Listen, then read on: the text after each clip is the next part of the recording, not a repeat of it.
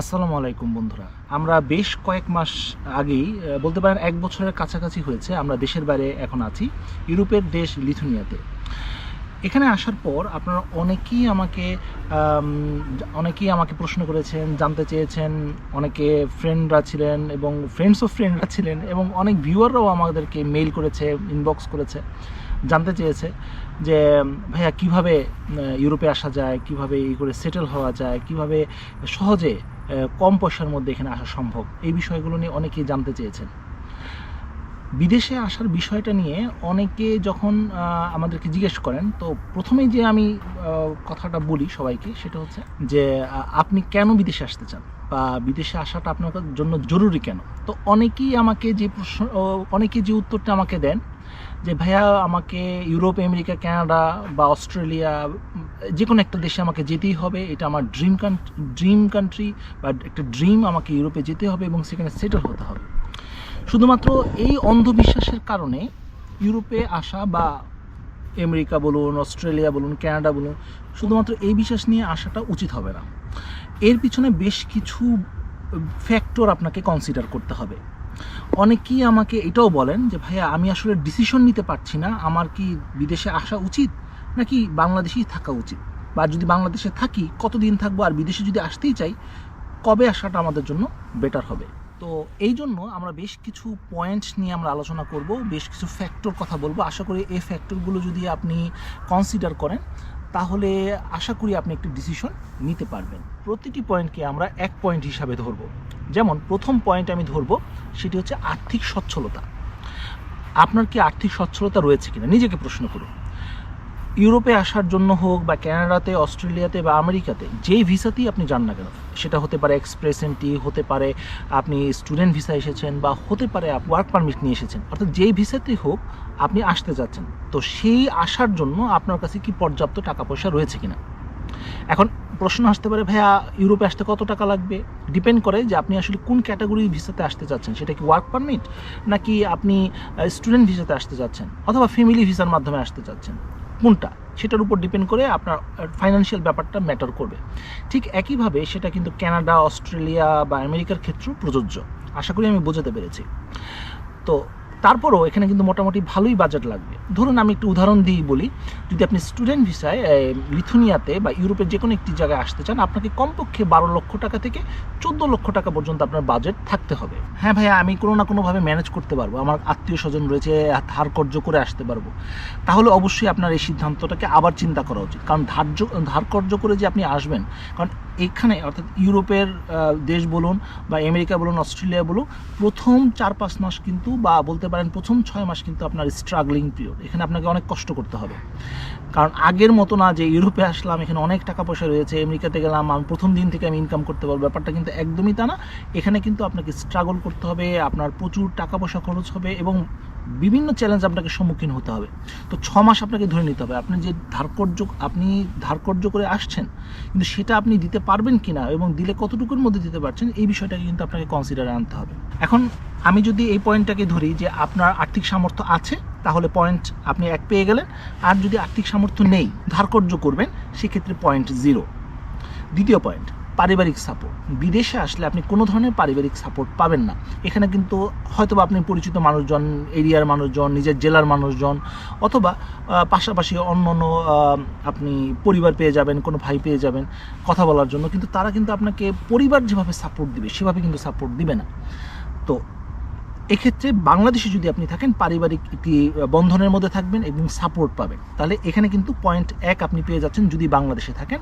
আর বিদেশে আসলে সেটা হচ্ছে পয়েন্ট 0। তৃতীয় পয়েন্ট, নিরাপত্তা এবং আইনের শাসন। আপনারা জানেন বাংলাদেশে এখন বর্তমানে কী কন্ডিশন রয়েছে। বাংলাদেশে কিন্তু এই মুহূর্তে বিভিন্ন ধরনের অনিশ্চয়তা রয়েছে, নিরাপত্তাহীনতা রয়েছে, যার কারণে এখন আপনি যদি বাংলাদেশকে নিরাপত্তার হিসাবটা চিন্তা করেন, তাহলে আমি বাংলাদেশকে এই মুহূর্তে 0 দিতে চাচ্ছি। আর বিদেশে আপনি ইউরোপ বলুন, আমেরিকা বলুন, অস্ট্রেলিয়া বলুন, যে দেশই বলুন, আমি সেটাকে 1 দিব। এবার আসি কাজের সুযোগ। নেক্সট পয়েন্ট, বাংলাদেশে কাজের সুযোগ খুবই চ্যালেঞ্জিং। বাংলাদেশে অনেকে রয়েছেন মাস্টার্স করেছেন, এমনকি ডাবল মাস্টার্স রয়েছে, ব্যাচেলর করেছেন ভালো ভালো বিশ্ববিদ্যালয় থেকে, ঢাকা বিশ্ববিদ্যালয়, কুয়েট থেকে পড়াশোনা করেছেন, কিন্তু এখন অনেকেই খুব ফ্রাস্ট্রেশনে রয়েছেন যে জব হচ্ছে না, কি করব না করব এরকম নিয়ে অনেক টেনশন। কিন্তু দেশের বাইরে কিন্তু এই বিষয়টা না, আপনি যেই লেভেলেই পড়াশোনা করেন না কেন এখানে আপনি সার্ভাইভ করতে পারবেন, টাকা পয়সা রোজগার করতে পারবেন, যদি আমি কম্পেয়ার করি বাংলাদেশের তুলনায়। সেই দৃষ্টিকোণ থেকে আমি বাংলাদেশকে দিব 0 আর হচ্ছে বিদেশকে দিব 1 পয়েন্ট বা 1 পয়েন্ট। আসি যে পয়েন্ট নিয়ে আমার কথা বলবো সেটি হচ্ছে সামাজিক সম্মান। আপনি যদি দেশের বাইরে আসেন, এখানে আপনি হয়তো বা সোসাইটিতে একজন কন্ট্রিবিউটর হিসাবে, একজন ওয়ার্কার হিসাবে, স্টুডেন্ট হিসাবে একটা সম্মান আপনি পাবেন।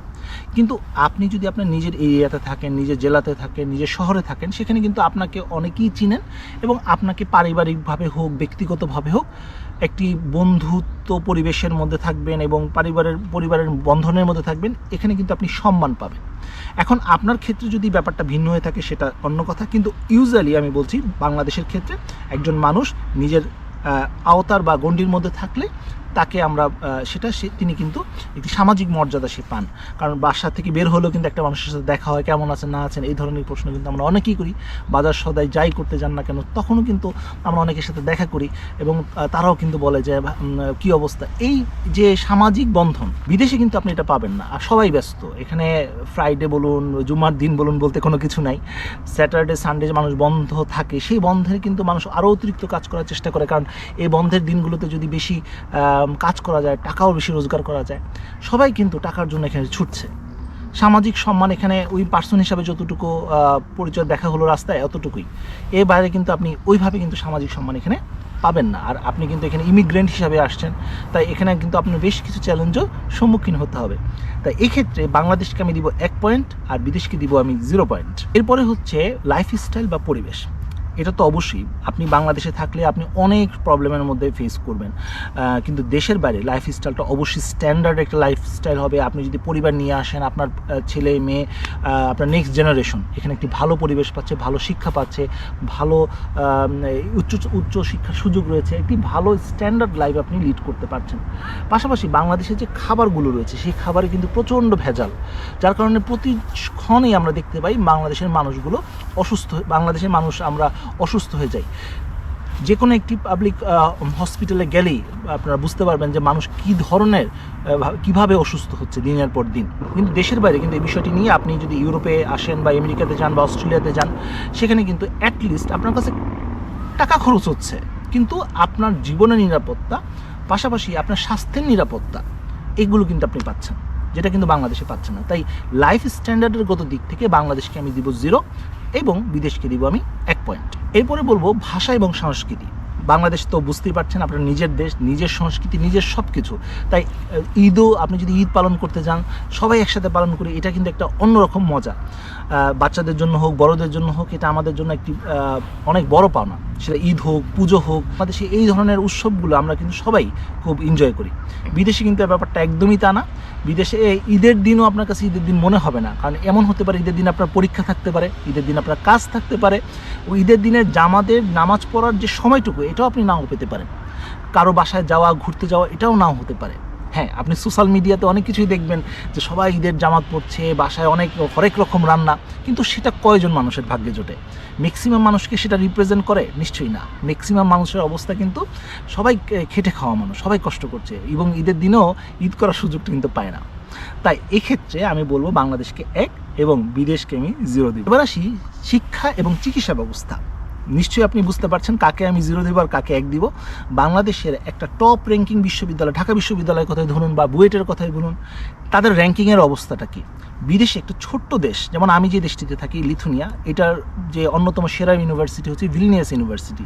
এবং ভিলনিয়াস ইউনিভার্সিটির র্যাঙ্কিং আপনারা দেখবেন, যদি এখনই গুগল করে সার্চ করেন তাহলে আপনি বুঝতে পারবেন যে এটা 500-র মধ্যে, অর্থাৎ প্রথম 500টি ইউনিভার্সিটির মধ্যে একটি ইউনিভার্সিটি। তো বুঝতেই পারছেন খুবই নামি দামি একটি বিশ্ববিদ্যালয়। সেখানে বাংলাদেশের একটা ঢাকা বিশ্ববিদ্যালয় একটা সিটের জন্য আমরা কি পরিমাণ কষ্ট করি, কিভাবে পড়াশোনা করি, বুয়েটের একজন স্টুডেন্টকে কিভাবে তৈরি হতে হয়, সব কিছু নিয়ে কিন্তু খুব চ্যালেঞ্জিং সিচুয়েশনের মধ্যে। তারপরেও কিন্তু তার চাকরির কোনো নিশ্চয়তা নেই, একটা নিজে কিছু করবে সেটারও কিন্তু সুযোগ খুবই কম। কিন্তু দেশের বাইরে কিন্তু আপনি যদি এখান থেকে ডিগ্রি অর্জন করতে পারেন, এখানে পড়াশোনা করতে পারেন বা এখানে বড় হতে পারেন, সব দিক থেকে কিন্তু আপনি সুযোগ পাবেন। চিকিৎসা ব্যবস্থার কথা কিছুক্ষণ আগেই বললাম। বাংলাদেশে যদি আপনি যদি অসুস্থ হয়ে যান আর আপনার কাছে যদি আর্থিক সামর্থ্য না থাকে, একটি পাবলিক হসপিটালে গেলে আপনি বুঝতে পারবেন যে আসলে মানুষের জীবনের মূল্য কতটুকু কম। সার্ভিস তো পাবেনই না, এবং বিভিন্ন ধরনের একদম শুরু থেকে, গেটের শুরু থেকে দালাল চক্র থেকে শুরু করে একদম আপনার মানে বেড পর্যন্ত আপনাকে অনেক সমস্যার ফেস করতে হবে। আবার আপনি যদি টাকা পয়সা খরচা করেন, বাংলাদেশ যেমন বিআরবি হসপিটাল রয়েছে স্কোয়ারের মতো হসপিটাল, সেখানে গেলেও কিন্তু আপনাকে লক্ষ লক্ষ টাকা খরচ করতে হবে চিকিৎসার জন্য। কিন্তু দেশের বাইরে আপনি যে দেশেই আসেন না কেন, ইউরোপ হোক, আমেরিকা হোক, কানাডা বা অস্ট্রেলিয়া, আমি যেমন ইউরোপের কথাই ধরি, এখানে কিন্তু আপনার যদি ইন্স্যুরেন্স থেকে থাকে, আপনি যদি ট্যাক্স পে করে থাকেন, যেমন এখানে যারা কাজ করছে সবাই কিন্তু ট্যাক্স পেয়ার, তারা কিন্তু এখানে ইন্স্যুরেন্স পাচ্ছে গভর্নমেন্ট থেকে। আপনি যদি হসপিটালে যান, সেখানে কিন্তু বিনামূল্যে আপনি ডাক্তার দেখাতে পারবেন, যত এক্সপার্ট ডাক্তার হোক বিনামূল্যে। আপনার এখানে যত টেস্ট হবে, বাংলাদেশে তো একটা ডাক্তারের কাছে গেলে টেস্ট আপনাকে দিয়ে দিবে, মানে আপনার কথা শোনার আগে ওনার টেস্ট লেখা শুরু করে দেন, কারণ এখানে তাদের বিজনেস রয়েছে। প্রতিটা ডায়াগনস্টিক সেন্টারে, পপুলার হোক, মেডিনোভা হোক, আমি নাম বলে ফেলতেছি, বা অন্য কোনো জায়গায় যদি আপনি যান, সেখানে এইগুলো তাদের একটা বিজনেস, মানে চিকিৎসা হচ্ছে তাদের একটা বিজনেস। আপনি বেঁচে থাকেন, আপনি মরে যান, এটার কোনো তাদের কেয়ার নেই। তাদের একটাই কেয়ার, আপনি একজন প্রোডাক্ট। আপনার যতক্ষণ পর্যন্ত আপনার শোষণ না করে, আপনার কাছ থেকে টাকা না নিয়ে, হ্যাঁ, ওনাদের নিজেদের পকেটে না ভরছে, ততক্ষণ পর্যন্ত তারা কিন্তু ক্ষান্ত হবে না। এবং এটার জন্য এটার মধ্যে কিন্তু আনফর্চুনেটলি ডাক্তাররাও জড়িত। তবে সব ডাক্তারের কথা বলি না, ম্যাক্সিমাম ডাক্তারদের মধ্যে এই প্রবণতা রয়েছে। পপুলারে যাবেন, মেডিনোভাতে যাবেন, তারা আপনার কথা শোনার আগেই তারা টেস্ট লেখা শুরু করবে। টেস্ট প্রয়োজন নেই, তারপর আপনার লেখা শুরু করবে, কারণ এটা তাদের বিজনেস। কারণ ওইখানে তাদের বসতে দিয়েছে, চেম্বারে বসতে দিয়েছে শুধুমাত্র তাদের এই বিনিময়ের কারণে। যাই হোক, এই বিষয়গুলো এখানে তা না। এখানে আপনি বিনামূল্যে যত টেস্ট করতে চান করতে পারবেন। আপনি যত বড় অপারেশন করুন না কেন, যত বড় ধরনের আপনার সার্জারি হোক না কেন, কোনো টাকা পয়সা দিতে হবে না। তো এটা আপনার জীবনের জন্য একটি বড় সুযোগ বলা যেতে পারে। বলতে পারেন এটার কারণে হয়তো বা অনেককে বিদেশে আসতে চান বা বিদেশকে কনসিডার করেন। যাই হোক বন্ধুরা, এই দিক থেকে আমি বলবো বাংলাদেশ 0 এবং বিদেশ অবশ্যই এখানে একটি পয়েন্ট পেয়ে যাচ্ছে। সর্বশেষ আমি যে পয়েন্টের কথা বলবো সেটি হচ্ছে নাগরিকত্বের সুযোগ। আপনি যদি বাংলাদেশে থাকেন, অবশ্যই বাংলাদেশের নাগরিক, কিন্তু বাংলাদেশের নাগরিকত্বের যে অধিকার আপনি কতটুকু পাচ্ছেন? নিশ্চয়ই আপনি পাচ্ছেন না। আর যদি পেয়ে থাকেন তাহলে আপনি 1 পয়েন্ট পেয়ে গেছেন। আর যদি নাগরিক সুযোগ সুবিধা আপনি না পেয়ে থাকেন, তাহলে বিদেশে আপনি অবশ্যই এই সুযোগটি পাবেন। একজন নাগরিক হিসাবে আপনার একটা অধিকার রয়েছে। হ্যাঁ, আপনি ইমিগ্রেন্ট, হয়তো বা একসময় আপনি পার্মানেন্ট হবেন, তখন আপনি অবশ্যই এখানে আরও বেশি সুযোগ সুবিধা পাবেন। তবে একজন ইমিগ্রেন্ট হিসেবেও কিন্তু আপনি সুযোগ সুবিধা কিন্তু কমতি নেই, সুযোগ সুবিধা কিন্তু আপনি পাবেন। তো এই ক্ষেত্রে বাংলাদেশ কিন্তু আমি 0 দিব, 0, আর বিদেশকে দিব 1 পয়েন্ট। সর্বশেষ হচ্ছে মানসিক চাপ এবং ডিপ্রেশন। বিদেশে আসলে এই যে ব্যাপারটা একদমই কমন, যে আপনি মানসিকভাবে খুব ডিপ্রেসড হয়ে যাবেন, কারণ এখানে কোনো আত্মীয় স্বজন নেই, বন্ধু বান্ধব নেই, কেউ আপনার সাথে কথা বলবে না ওভাবে। আপনাকে একাই থাকতে হবে, একাই রান্না করতে হবে, একাই সব কিছু। এমনকি অসুস্থ হয়ে যদি আপনি বেডে পড়ে থাকেন, আপনাকে দেখার মতো কেউ নেই, কারণ বাসায় আপনার মা রয়েছেন, আপনার ফ্যামিলি মেম্বার রয়েছে। আপনাকে কিন্তু অসুস্থ হলে তারা এই মানে টেক কেয়ার করার মতো যথেষ্ট মানুষ রয়েছে, কিন্তু এখানে কিন্তু তা নেই। আপনাকে নিজেকে টেক কেয়ার করতে হবে।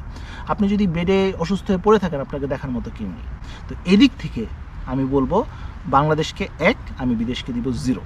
এখন আমি যদি চিন্তা করি যে আমি বিদেশে আসতে চাই, সেক্ষেত্রে কী কী যুক্তি আমার পেছনে থাকতে পারে, পয়েন্টগুলো নিয়ে আলোচনা করলাম।